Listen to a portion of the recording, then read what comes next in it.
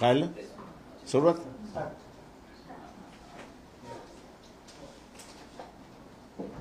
महाराष्ट्र शासनाने मोठ्या गाजावाजामध्ये आम्ही मराठा समाजाला कुणबी संबोधावं अशा रीतीने असणारा GR जाहीर केला आणि अशी टिमकी मारली की न सुटणारा प्रश्न आम्ही सोडवला. मी दुर्दैव असं म्हणेन की भारतीय जनता पक्षाने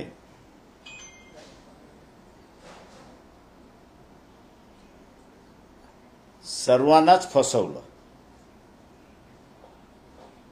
समिती होती, समितीलाही फसवलं होतं. ज्युडिशियल कमिटी होती, शिंदे होते, त्यांनाही फसवलेलं आहे. आणि त्याच्याचबरोबर मराठा समाज, जरांगे पाटील आणि कुणबी यांनाही फसवले अशी असणारी परिस्थिती आहे.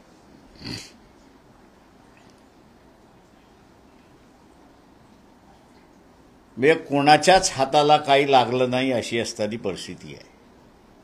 वंचित बहुजन आघाडीची जी भूमिका होती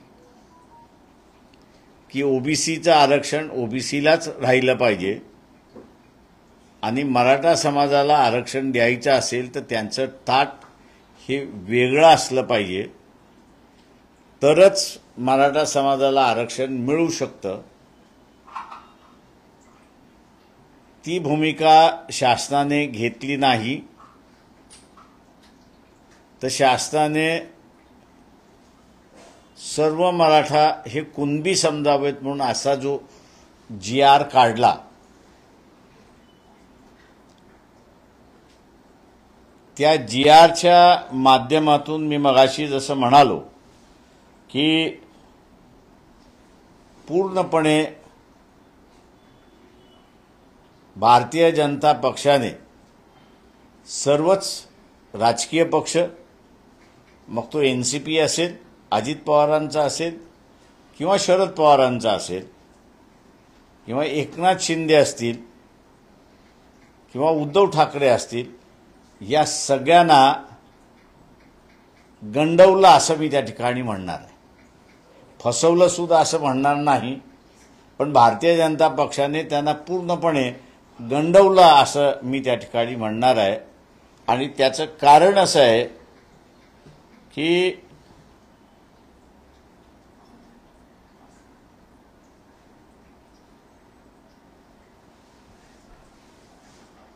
(17/10/2023) writ petition number 4476 of 2002 Jagannath D. Hole विरुद्ध स्टेट ऑफ महाराष्ट्र हा निर्णय जो आहे तो हायकोर्टचे माजी न्यायाधीश मार्लापाले आणि A.S. बग्गा या दोघांनी दिलेला आहे.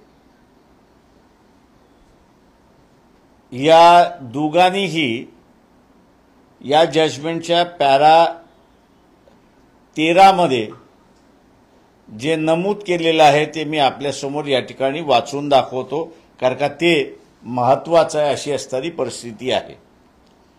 If the impugned decision which is based on sole document is accepted in the instance case, the entire Maratha community in the state of Maharashtra will have to be accepted to be belonging to Kunbi dash other backward classes, and this would result in nothing short of social absurdity.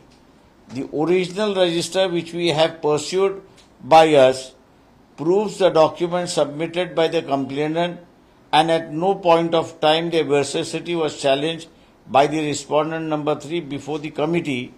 The decision of the committee validating caste claim of respondent number 3 is without reason, and the conclusion arise in the impunged decision totally lacks the educator parameter.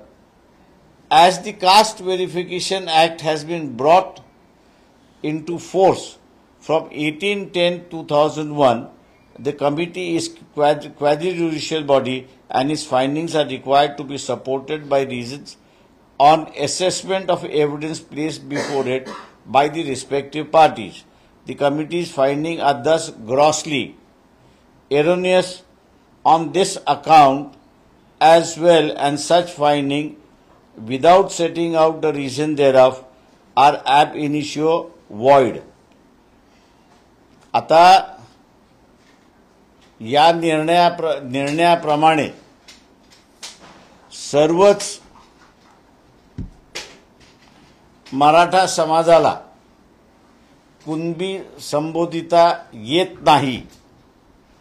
त्याच्या अगोदरच्या पॅराग्राफमध्ये कुणबी ही काही जात नाही, तर कुणबी हा व्यवसाय आहे असं नमूद करण्यात आलेलं आहे.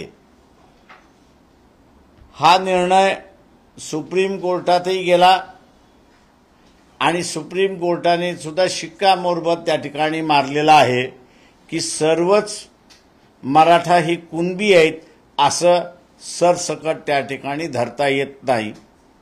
आणि म्हणून जो निर्णय भारतीय जनता पक्षाने GR मार्फत काढला तो मगाशी मी म्हटल्याप्रमाणे गंडवणारा आहे, फसवणारा आहे. त्यांनी राधाकृष्ण विखे पाटील त्यांची समिती होती त्यालाही फसवलंय, गंडवलेलं आहे. जस्टिस शिंदे यांची कमिटी होती त्यालाही त्या ठिकाणी गंडवलेलं, फसवलेलं आहे. जरांगे पाटील आंदोलनात बसले होते, सगळे कार्यकर्ते त्यांना असताना फसवलेलं आहे, गंडवलेलं आहे, अशी असणारी परिस्थिती आहे. जेव्हा सुप्रीम कोर्टाने असं म्हटलेलं आहे की सर्वच मराठ्यांना कुणबी म्हणून आपल्याला संबोधता येत नाही, त्यावेळेस हा GR बेकायदेशीर आहे, कायद्याला धरून नाही, एका इस्टॅब्लिश निर्णयाच्या विरोधात आहे. आणि म्हणून जो काही आनंद मराठा समाज व्यक्त करतोय तो क्षणिक आहे असं मी त्या ठिकाणी मानतो. कारण हा निर्णय ज्या वेळेस कोर्ट केला जाईल त्या वेळेस ज्युडिशरी ही या निर्णयाच्या बाजूने उभी राहील. आणि जिथे 2006 साली निर्णय आलेला आहे, तर ह्या 2006 सालच्या निर्णयाला सुप्रीम कोर्टामध्ये मी जसं म्हटलं चॅलेंज केलं होतं, ते आता चॅलेंज करण्याची जागा सुद्धा राहिलेली नाही. फार तर रिव्ह्यू पिटिशन किंवा क्युरेटिव्ह पिटिशन हे 2 त्या ठिकाणी फक्त टाकता येतात अशी परिस्थिती आहे. तेव्हा भारतीय जनता पक्षाला माझा असणारा सवाल आहे की तुम्ही जाणीवपूर्वक या सगळ्या लोकांना गंडवलत का, फसवलत का, याचा खुलासा तुम्ही पहिल्यांदा त्या ठिकाणी केला पाहिजे.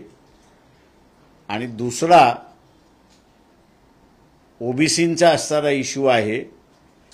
हे जजमेंट जरी अस्तित्वात असलं तरी ओबीसींना स्वतःच्या अधिकारासाठी लढावं लागेल, मोर्चे काढावे लागतील, आंदोलनं करावे लागतील, बैठका घ्याव्या लागतील. आणि ओबीसीचे जे मंत्री आहेत त्यांनी कॅबिनेटमध्ये कशा रीतीने प्रेशर घालायचं, प्रेशर ठेवायचं, याचाही ओबीसी मंत्र्यांना विचार करणं गरजेचं आहे असं मी त्या ठिकाणी मानतो. आपण आता विचार करावा की राजीनामा द्यावा भुजबळांनी असं वाटतं तुम्हाला? नाराजी व्यक्त करून कॅबिनेट सोडून गेलेले आहेत. आता तो त्यांनी ठरवायचा आहे की राजीनामा द्यायचा की न द्यायचा, हा त्यांनी ठरवला पाहिजे. आता तुम्ही जे क्लॉजेस सांगितले की त्या अंतर्गत म्हणजे आरक्षण देता येणार नाही, परंतु मनोज जरांगे पाटील हेच म्हणत आहेत की आम्ही स्टेजवरती शब्द घेतलाय राधाकृष्ण विखे पाटलांचा की GR मध्ये आम्ही चेंजेस पण आणू शकतो. मग आपल्याला या संदर्भात प्रश्न असा आहे, GR मोठा की जजमेंट मोठं? जजमेंट मोठं. त्याच्यामुळे जजमेंटनी एकदा असं म्हटलं की सर्वच मराठ्यांना कुणबी म्हणून संबोधता येत नाही, असं ज्यावेळेस म्हटलेलं आहे त्याला तुम्ही ओव्हरकम कसं करणार? हे जजमेंट आम्हाला माहीत होतं आणि म्हणून वंचित बहुजन आघाडीने जी भूमिका घेतली होती की ओबीसीचं आरक्षण ओबीसीना राहू द्या, मराठा समाजाला आरक्षण द्यायचं असेल तर त्याला वेगळं आरक्षण तुम्हाला द्यावं लागेल आणि ते जर वेगळं आरक्षण दिलं असतं तर त्याचं पॅरामीटर सरकार कोर्टाने पाहून त्यांचं कन्फर्म केलं असतं असं मला वाटते. पण ज्या पद्धतीनं मनोज जरांगे पाटलांनी 2 मुद्दे काढले ते म्हणजे हैदराबाद गॅझेट आणि आता सातारा गॅझेट, या गॅझेटचा बाबतीत परिणाम होऊ शकतो किंवा तो तरी मराठा समाजाला दिलासादायक आहे? अजिबात नाही. याचं कारण की हे दोन्हीही गॅझेट जे आहे ते 20 सालचे गॅझेट्स आहेत, परंतु 1930 साली सेकंड राऊंड टेबल कॉन्फरन्स झाल्यानंतर गव्हर्नमेंट ऑफ इंडिया ऍक्ट हा पब्लिश झाला आणि government of India act public झाल्यानंतर त्याच्यामध्ये SC आणि ST यांच्या असणाऱ्या 2 वेगवेगळ्या शेड्यूल्स राज्यभर हे पब्लिश करण्यात आले की कोण SC आहे आणि कोण ट्रायबल आहे. तशा रीतीने इतर मागासवर्गीय कोण याचा GR त्यावेळेस निघाला नाही. त्याच्यामुळे 1930च्या अगोदरची जी आहेत त्याला तसा फारसा कायद्याचा आधार नाही असं मी त्या ठिकाणी मानतो. पण मुळात जरांगे पाटील यांच्या ज्या मूळ मागण्या आहेत की सगळ्या मराठ्यांना कुणबी करा आणि बाकीच्या ज्या आहेत सरसकट मराठ्यांना कुणबीमध्ये मुळात याच संविधानाला धरून आहेत का? या मागण्या पूर्ण करण्यासाठी आहे का की केवळ राजकीय दबाव तयार करण्यासाठी हे आंदोलन तयार? मी असं आता आपल्या समोर माजी न्यायाधीश हायकोर्टाचे मार्ला पार्ले आणि बगाजी यांचं जजमेंट मी असताना आपल्या समोर वाचून दाखवलं. पॅराग्राफ 13 मध्ये त्यांनी असं म्हटलेलं आहे की 13 मध्ये असं म्हटलेलं आहे की सगळ्या मराठ्यांना कुणबी म्हणून संबोधिता येणार नाही आणि तसं करणं चुकीचं आहे असं त्यांनी नमूद केलेलं आहे. त्याच्यामुळे एकदा कोर्टाने निर्णय दिला तर तो फायनल आहे त्या ठिकाणी. त्याच्यामुळे आता कितीही पब्लिकली आपण म्हणायला लागलो की सर्वच मराठा कुणबी आहेत, कायद्याने त्याला काहीच अधिकार नाही अशी असणारी परिस्थिती आहे. पण मुख्यमंत्री आणि दोन्ही उपमुख्यमंत्री म्हणतात आम्ही कायद्याच्या चौकटीत बसणारच आरक्षण देतोय, तसाच निर्णय घेतलाय, कायद्याचंच नाव पुढे केलं जातंय सरकारकडून. मी आपल्याला आता असणारं जे जजमेंट आहे ते वाचून दाखवलेलं आहे. हे मुंबई हायकोर्टाचं जजमेंट जे आहे ते सुप्रीम कोर्टाने कन्फर्म करून दिलेलं आहे. त्याच्यामुळे आता सुप्रीम कोर्टापुढे असणारं मी जसं म्हणालो की रिव्ह्यू पिटिशन नव्हतं किंवा क्युरेटिव्ह पिटिशन सुद्धा नव्हतं.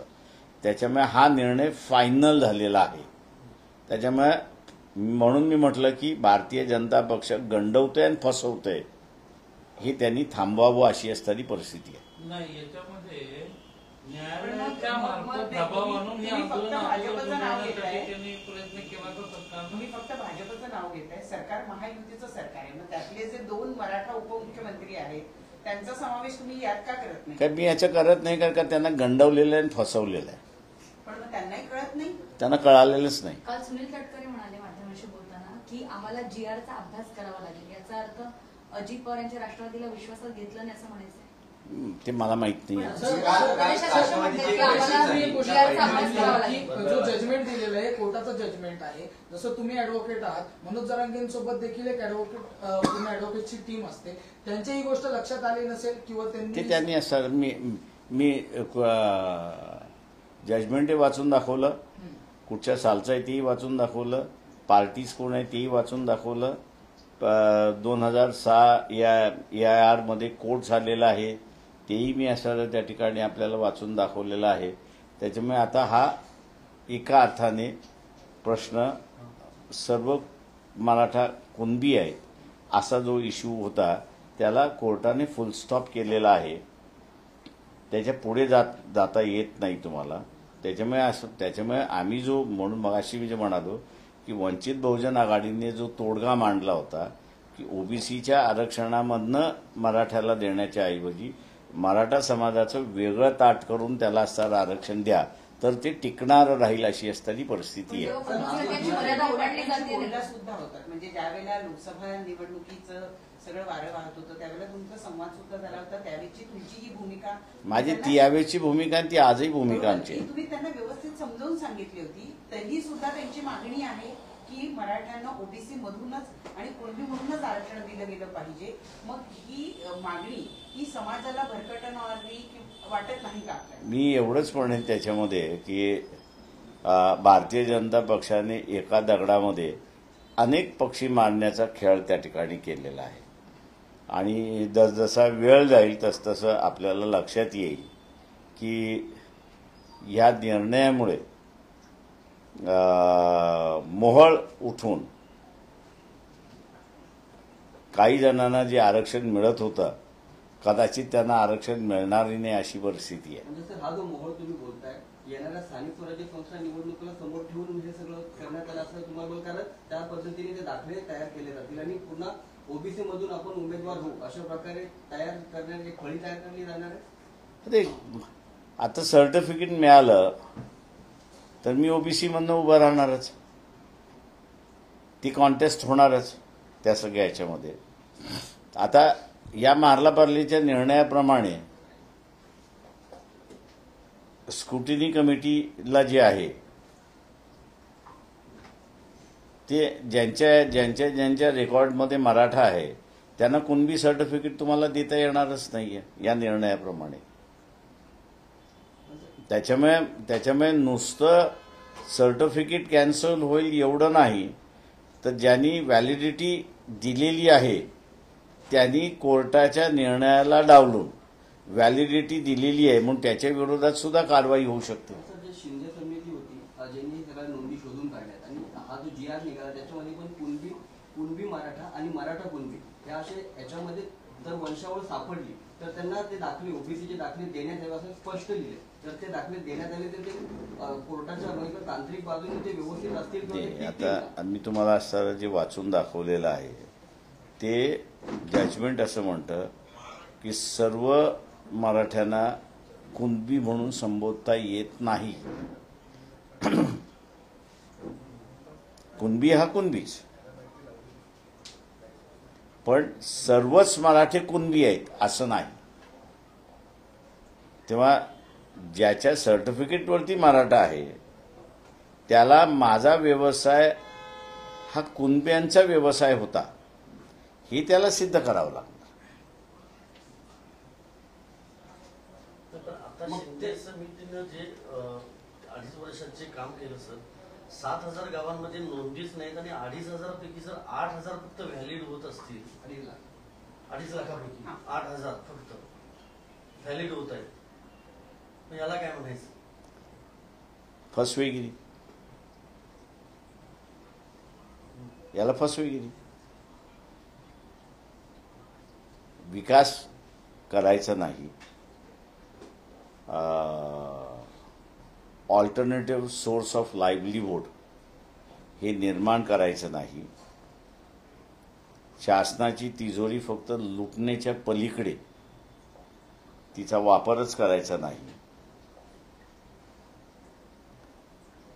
आणि मग बेरोजगारी वाढली की मग त्या बेरोजगाराला आरक्षणाचं गाजर हे त्याच्या पुढे नाचवायचं आणि तू उत्तीर्ण झाला की तुला नोकरी लागली. त्याच्यामध्ये त्याचं 30 वर्षाचं वय निघून जातं आणि मग तुझे 30 वर्ष झाले आता तू नोकरीला अनफिट आहेत म्हणून मोकळं व्हायचं. थोडक्यात जे आरक्षण दिले ते कायद्यात टिकणार नाही, बिलकुल टिकणार नाही. एक प्रश्न असा आहे की आंदोलन ज्या वेळेला सुरू होतं तर पहिले 4 दिवस ना सरकारचा कुठल्याही पद्धतीचा प्रतिनिधी आला नाही आणि कोर्टाच्या रेट्या तयार करून किंवा कोर्टाच्या आडून शासनानं या आंदोलनावर दबाव वाढवला का? कारण ज्या पद्धतीनं कोर्ट ऍक्टिव्ह मोडवर होता आणि महाधिवक्ता स्वतःच कोर्टामध्ये आर्ग्युमेंट करताना म्हणत होते तुम्ही निर्देश द्या, तुम्ही हे द्या, अशा पद्धतीचे जे आर्ग्युमेंट करत होते.